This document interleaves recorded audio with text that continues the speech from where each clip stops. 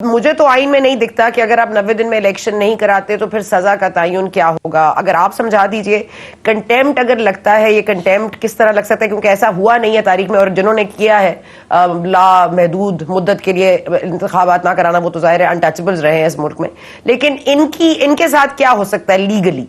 देखिए, पहली बात तो ये है कि ये तो नहीं हो सकता कि जज साहिबान या चीफ जस्टिस साहब का जो बेंच है वो इस बात से डर के और खौफ क्रिएट करके बैठ जाए कि मैं फ़ैसला दे रहा हूँ कानून और आइन के मुताबिक। हो सकता है कल इम्प्लीमेंट हो या नहीं हो। कई फ़ैसले हैं जो सम टाइम इम्प्लीमेंट नहीं होते वक्त पे, बाद में जाकर इम्प्लीमेंट होते हैं।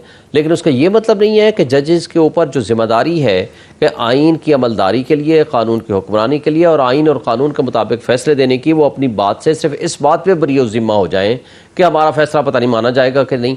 उन्होंने तो सबसे पहले आइन के मुताबिक अपना फ़ैसला दे देना है। अब एग्जीक्यूशन करनी है कंसर्न फोरम्स ने।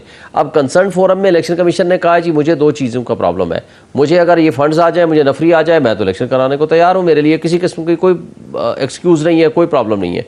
उसी के लिए 2 इदारों को के सरबराहान को बुलाया गया। एक फिनांस के एडिशनल सेक्रेटरी को बुलाया गया, वो कहते हैं जी बीमार हैं तो एडिशनल सेक्रेटरी साहब आ गए। लेकिन उसने वो जो राइटिंग में लिख के लाए थे, उनके पास कोई ढंग की या कोई रीज़नेबल जस्टिफिकेशन नहीं थी कि क्यों हम फंड्स नहीं दे सकते। बल्कि असद उमर साहब से जब सवाल किया गया कि जी आप पिटिशन साइड जो सेक्रेटरी ख़जाना ने कहा है उसका जवाब दें, तो उसका जवाब देते वक्त उन्होंने फिर उसको वजाहत पेश की और कोर्ट वाज कन्विंस्ड कि ये सिर्फ बहाने हैं, ये बात नहीं है कि अब आपके पास फंड्स नहीं है।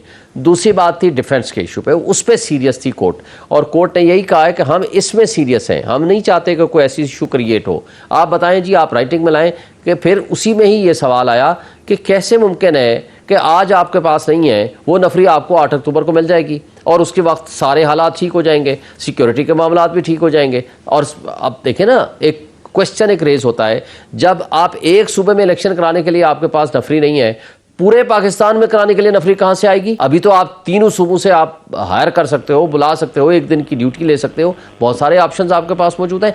मतलब है कि उनकी नीयत नहीं है, इसलिए उनको कहा कि उन्होंने कहा जी हम इन कैमरा आपको ब्रीफिंग देना चाहते हैं। उन्होंने कहा जो कुछ कहना है आप इन कैमरा बेशक सील फॉर्म में हमें आप दे दो, हम उसको पढ़ लेते हैं, फिर हम क्वेश्चंस अगर होंगे तो आपसे फिर करेंगे।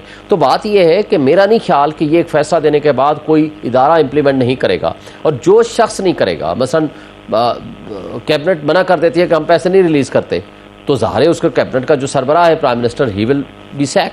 और इसी तरह अगर आप कहते हो कि सेक्रेटरी ख़जाना जो है वो रोक लेता है समरी, वो नहीं पैसे रिलीज़ करता, इसी तरह सेक्रेटरी डिफेंस कोऑपरेट नहीं करता, whosoever will not cooperate with the order of the court, और ऑर्डर ऑफ द कोर्ट के लिए हिंड्रेंस क्रिएट करेगा, ये कॉन्टेम्प्ट ऑफ कोर्ट होगा। और ये अलग बात है कि देखें ये आइन को मुअत्तल करने के मुतरादिफ है, तो इसका मतलब है फिर उनके खिलाफ आर्टिकल 6 की प्रोसीडिंग्स एट एनी स्टेज हो सकती हैं। और जहाँ तक दूसरी बात है कि देखें माजी में जो कुछ हुआ, माजी में उस वक्त आइन मुअत्तल था आपका, आज आइन मुअत्तल नहीं है। या तो हम कह दें कि ठीक है सिविलियन मार्शल लॉ लग गया है, आइन की किसी एक शक को मानेंगे, 4 शक को नहीं मानेंगे, हमारी मर्जी है, जब हम आ जाएं। आज असल मसला ये है, कोर्ट ये कह रही है कि आज अगर हम ये प्रेसिडेंट सेट कर देते हैं कि आप 9 महीने बाद इलेक्शन कराओ, इस बात की क्या गारंटी है आप 1 साल 9 महीने बाद कराओ? फिर अच्छा इस साल को, इस इलेक्शन को भी छोड़ दें, इसके बाद जब भी कोई इलेक्शन होगा उसके लिए तो इशू क्रिएट करना है। गवर्नमेंट कहेगी कि नहीं हमारे पास फंड्स नहीं है, हम नहीं देते। जब भी कोई इशू आएगा वो कहेंगे कि नहीं जी हमारे पास तो नफरी नहीं है, हम नहीं देते। तो क्या होगा फ्यूचर में? ये तो क्या अच्छा ये बता दें, अगर शहबाज शरीफ साहब को डिसमिसल इसके कॉन्सिक्वेंस है, अगर शहबाज शरीफ का डिसमिसल इसका कॉन्सिक्वेंस है, तो कॉन्सिक्वेंस चीफ जस्टिस साहब के लिए क्या है? क्या जो डिवीजन है वो कुछ तरह कोई ऐसा उनके पास ऐसा होता है कि कोई पावर के वो कोई मतलब अगर मेजोरिटी में हो तो can they bring about something like अदम एतमाद या समथिंग, ऐसा कोई उनके पास भी कोई है वे आउट?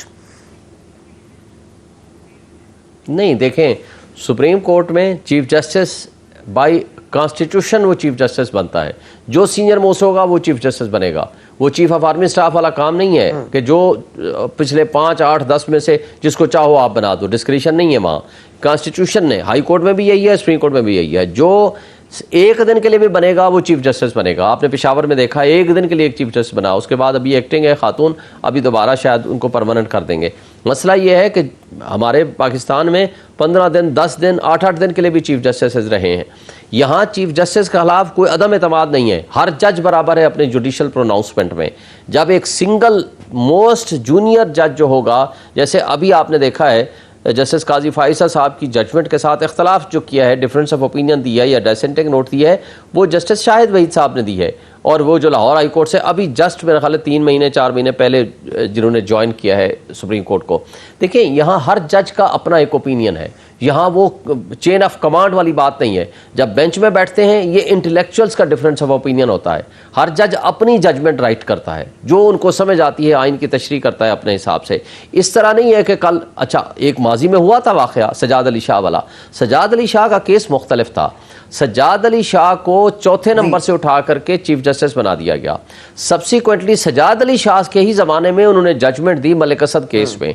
उन्होंने कहा कि नहीं, आज के बाद जो सीनियर मोस्ट जज होगा ही will be the chief justice. फिर उसके ऊपर बाकी जजेस ने कहा कि जब ये जजमेंट आ गई है तो इसका इतलाक आपके ऊपर भी होना चाहिए। अब आप स्टेप डाउन करो, आप अपने चौथे नंबर पर आ जाएं। मियां अजमल सीनियर मोस्ट था, उसको हम चीफ जस्टिस बनाते हैं। वहाँ डिस्प्यूट हुआ और बाद में लड़ाई हुई और PMLN ने फिर अटैक भी किया और उनके साथ जो झगड़ा था, फाइनली ही स्टेप डाउन और उसने रिजाइन कर दिया। लेकिन वो इश्यू अलग था, यहाँ ये चीज नहीं है। जो चीफ जस्टिस आएगा he is empowered, he has the discretion to act in accordance. बहुत शुक्रिया, बहुत शुक्रिया।